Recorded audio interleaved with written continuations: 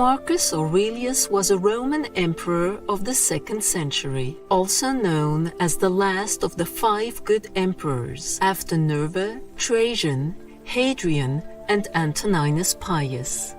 During his 19 years of leadership, Aurelius gained a reputation as a philosopher king. Founding his beliefs on the teachings of Stoicism, the Roman emperor was also diligent in finding his own way of self-improvement.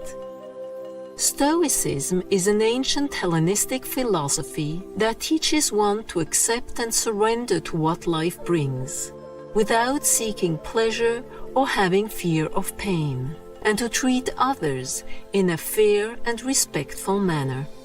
Marcus Aurelius wrote personal notes and ideas on Stoic philosophy and spirituality as a source of guidance for himself.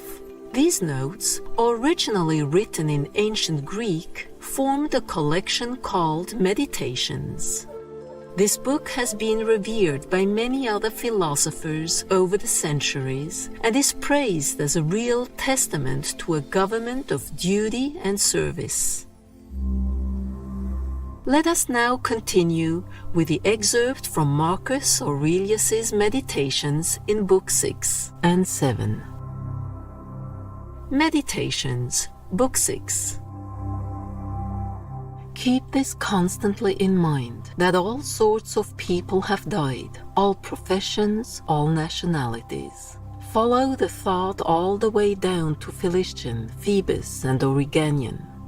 Now extend it to other species. We have to go there too, where all of them have already gone.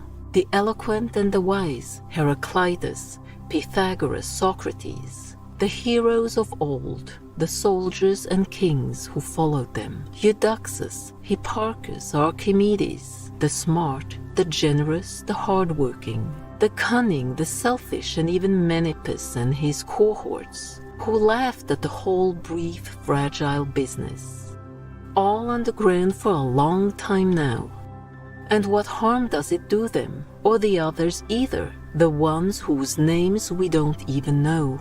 The only thing that isn't worthless, to live this life out truthfully and rightly, and be patient with those who don't. When you need encouragement, think of the qualities the people around you have. This one's energy, that one's modesty, another's generosity, and so on. Nothing is as encouraging as when virtues are visibly embodied in the people around us, when we're practically showered with them. It's good to keep this in mind. It doesn't bother you that you weigh only X or Y pounds and not 300. Why should it bother you that you have only X or Y years to live and not more? You accept the limits placed on your body. Accept those placed on your time.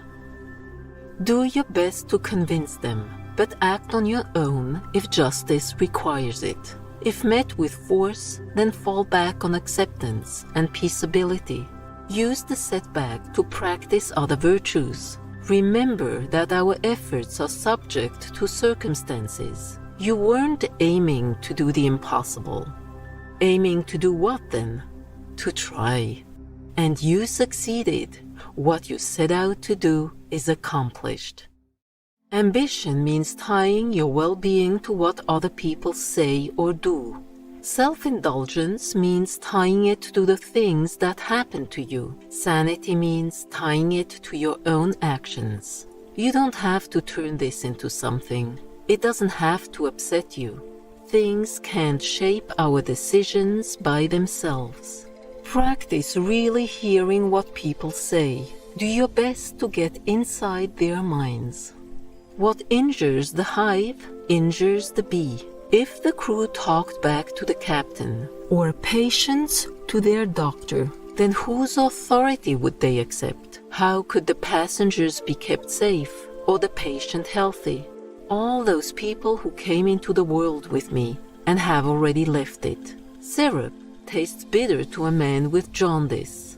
People with rabies are terrified of water, and a child's idea of beauty is a ball. Why does that upset you? Do you think falsehood is less powerful than bile or a rabid dog? No one can keep you from living as your nature requires. Nothing can happen to you that is not required by nature. The people they want to ingratiate themselves with, and the results and the things they do in the process, how quickly it will all be erased by time, how much has been erased already. Meditations, Book 7.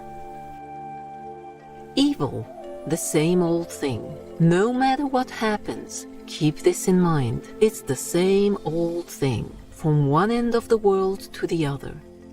It fills the history books, ancient and modern, and the cities and the houses too. Nothing new at all, familiar, transient. You cannot quench understanding unless you put out the insights that compose it. But you can rekindle those at will, like glowing coals. I can control my thoughts as necessary. Then how can I be troubled? What is outside my mind means nothing to it. Absorb that lesson, and your feet stand firm. You can return to life. Look at things as you did before, and life returns. Pointless bustling of processions, opera arias, military exercises, a bone flung to pet poodles, a little food in the fish tank, the miserable servitude of ants, scampering of frightened mice, puppets jerked on strings. Surrounded as we are by all of this, we need to practice acceptance without disdain, but remembering that our own worth is measured by what we devote our energy to. Focus on what is said when you speak and on what results from each action. Know what the one aims at and what the other means. Is my intellect up to this? If so, then I'll put it to work like a tool provided by nature. And if it isn't, then I'll turn the job over to someone who can do better, unless I have no choice. Or I do the best I can with it and collaborate with whoever can make use of it to do what the community needs done. Because whatever I do, alone or with others, can aim at one thing only, what squares with those requirements. So many who were remembered, already forgotten, and those who remembered them, long gone.